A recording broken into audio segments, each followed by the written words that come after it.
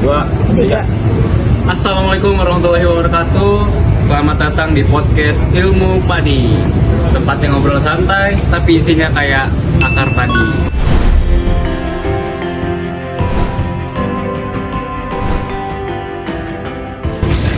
Iya fair, karena makin berisi itu harusnya makin nunduk, bukannya makin so tau. Dalam banget tuh. Sebelumnya kenalin dulu deh, gue Emir. Gue Ferdi. Dan gue Dian. Kita bertiga bakalan ngomongin tentang sejarah Indonesia, sosial dan budaya. Itu dengan gaya tongkrongan. Tongkrongan absurd tapi cerdas.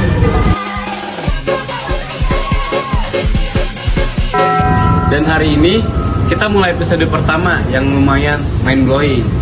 Yes, topiknya adalah anak kos di Belanda yang malah ngelawan Belanda. Atau nama kerennya Perhimpunan Indonesia. Organisasi anak rantau paling melawan sistem yang pernah ada. Lu sadar gak sih kalau dulu anak Indo tuh keluar negeri itu bukan buat beli, tapi malah buat ngelawan penjajah. Iya, absurd banget. Orang ke Belanda malah melawan Belanda. Dari kelamaan nunggu tamu malah neoliberalis di guys. Bener banget tuh, anak-anak PI itu idealis parah. Bayangin, digempur tugas kuliah aja belum kelar, tapi udah mikirin kemerdekaan negara. Coba bayangin, kita mikirin tugas kelompok aja udah stres ya. Mereka tuh bahasnya nongkrong sambil bahas kemerdekaan. Kita bahas next healing gunung kemana gitu. Tapi masih bayang sih daripada yang udah dikasih gedung buat rapat tugas negara, tapi malah milih.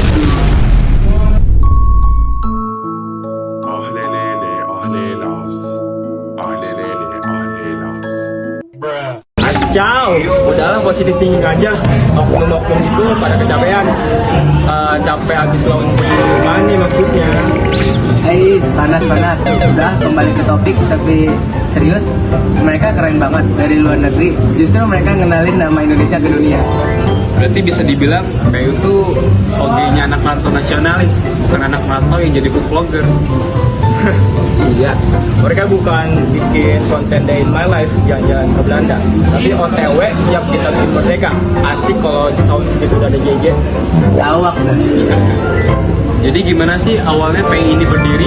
Gue sering denger namanya, tapi nggak sepopuler PNI atau Partai Nasional Indonesia. Awalnya tuh tahun 1906.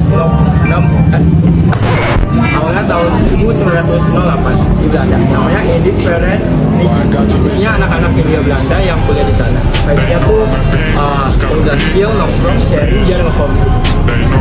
Nah, kayak komunitas anak Indo di luar negeri sekarang. Cuma bedanya, mereka belum nemu di Indo. Oke.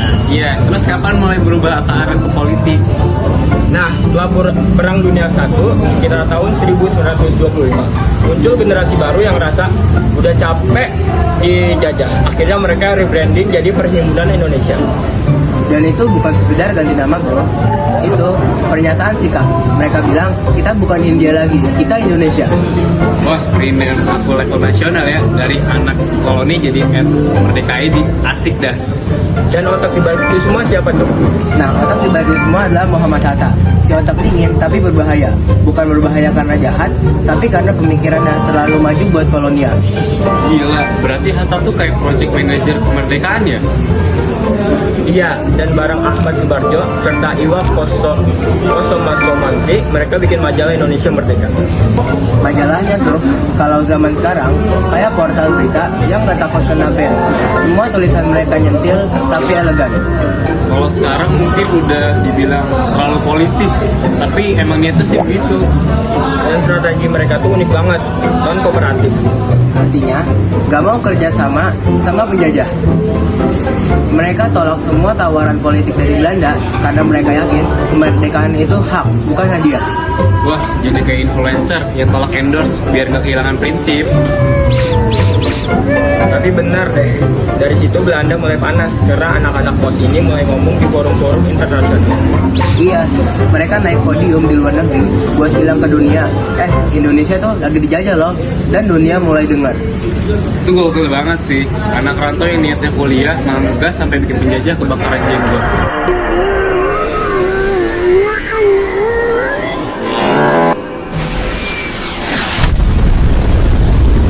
Jadi kalau dirangkum, PI ini bukan cuma organisasi mahasiswa, tapi cikal bakal nasionalisme modern Indonesia. Mereka yang pertama kali berani ngomong ke dunia kalau kita bangsa yang layak merdeka. Dari luar negeri, tapi hatinya tetap buat tanah air. Anak kos aja bisa bikin penjajah panas. Masa kita cuma bikin bisa panas karena kuota kehabisan?